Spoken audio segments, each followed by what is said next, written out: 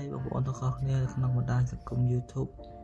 ថ្ងៃនេះខ្ញុំមានត្រី3គ្រាប់នេះគឺព្រៃសុទ្ធខ្មៅក្រឹបគីឡូ50ជាងគីឡូទូច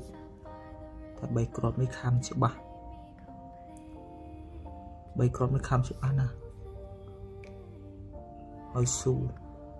មួយនេះកតុយវាដាច់ប៉ុន្តែអត់ដោះវិញទេនៅប៉ុណ្ណឹងកតុយវាខំគ្នាតែវាអត់ដោះវិញបើពីរនេះម៉ៅល្អមិញមុតខំលឿនខំមួយផ្លែតែ3ខំកត្រាក់ហ្មងបើអង្គត់នេះក៏ល្អដែរដាច់កតុយតិចខំអែម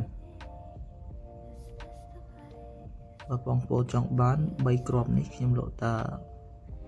10000នេះបើបងប្អូនចង់បានមានលេខទូរស័ព្ទ0724 964លេខ Telegram មាន Telegram 3គ្រាប់នេះល្អយកទៅថែខាំមកឆ្ងាញ់